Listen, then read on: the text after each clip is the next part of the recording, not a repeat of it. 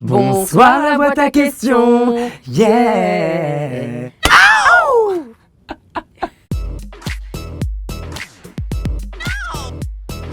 Il parle de quoi le livre? Être mère, Tara, Bilal et moi. De mon parcours en tant que femme, en tant que maman qui a eu des enfants qui ont été harcelés à l'école. L'un parce qu'il avait les cheveux trop frisés, l'autre donc Bilal parce que... Pour des raisons évidentes. Voilà, Comment s'appelle ta perruque aujourd'hui? On va l'appeler Cassie parce que je suis très fan de Forial et que je l'ai portée au Nouvel An et que je ressemblais beaucoup au personnage de Cassie. Amina, c'était quand la première fois que tu as vu Bilal chanter dans ton salon? Bilal, il a chanté dans mon salon avant de parler. Tout le temps à se balancer comme ça, et à chantonner, à faire des mélodies en fait. C'est ça que je chantais. It's been a long time. C'est difficile parfois de concilier son rôle de maman et de manager. Bilal est un enfant que j'ai toujours appelé l'enfant pacifiste. Il est très responsable et très bosseur. Déjà, ça me facilite les choses. Alors quand je lui ai dit, Bilal, il faut que tu ailles te coucher tôt. Que tu sortes moins. Que tu fasses attention à comment tu manges. C'est vrai que ça peut des fois poser des petites problématiques et que du coup il y avait ce truc de je savais plus si c'était ma manager ou ma maman qui me parlait. Voilà. En duo, vous nous chantez le titre de Bilal Hassani qui vous émeut le plus. Si tu savais maman, comme j'ai bobo maman, le monde est fou mais moi je danse encore maman. Le disque de Amina Frioff en 2022 dans les bacs. Je hurle. Dans les bacs. Qui dit ça encore?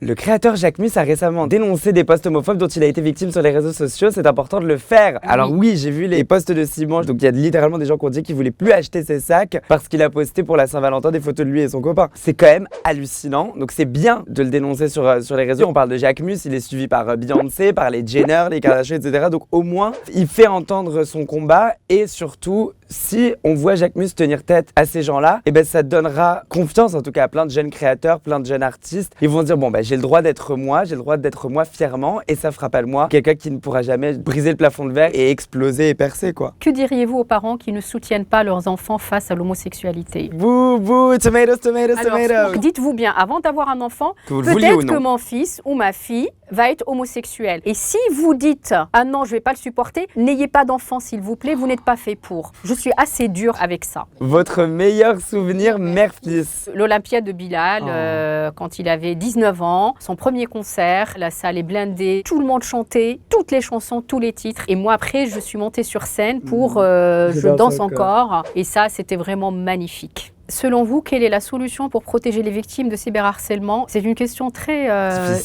difficile. Quand Bilal a été victime de cyberharcèlement, on l'a protégé en lui retirant ses réseaux sociaux. Bilal a joué le jeu, il a accepté de nous donner la main. Aujourd'hui, les plateformes, les réseaux sociaux nous dépassent complètement et même dépassent la loi en réalité. Absolument. Nous, on a déjà essayé de porter plainte et on n'a pas pu donner suite à ça parce que surtout l'oiseau bleu joue pas le jeu en tout cas avec la police et va pas essayer vraiment de chercher les adresses IP jusqu'au bout alors que la personne a peut-être déjà créé 1 ou 2 ou 3 autres comptes. N'hésitez pas à en parler à vos parents ou bien à des amis, en fait, des personnes de confiance pour partager avec ces personnes-là ce que vous subissez. Mais ne gardez pas ça pour vous, s'il vous plaît. En vrai, vous avez réussi à couper le cordon? Oui.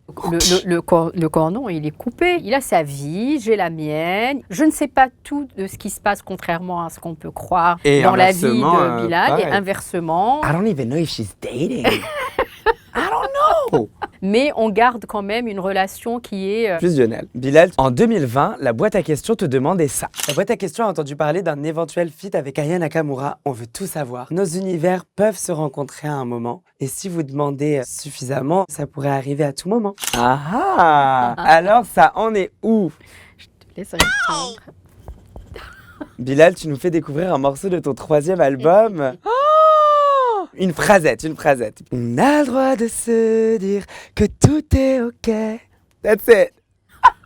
Il va parler de quoi ce futur album? Ah, mais ça me fait plaisir que vous me posiez toutes ces questions. C'est un album, je dirais, de la maturité. C'est comme un renouveau, comme un nouveau premier album. On est sur un album reboot. C'est Bilal 2.0 peut-être.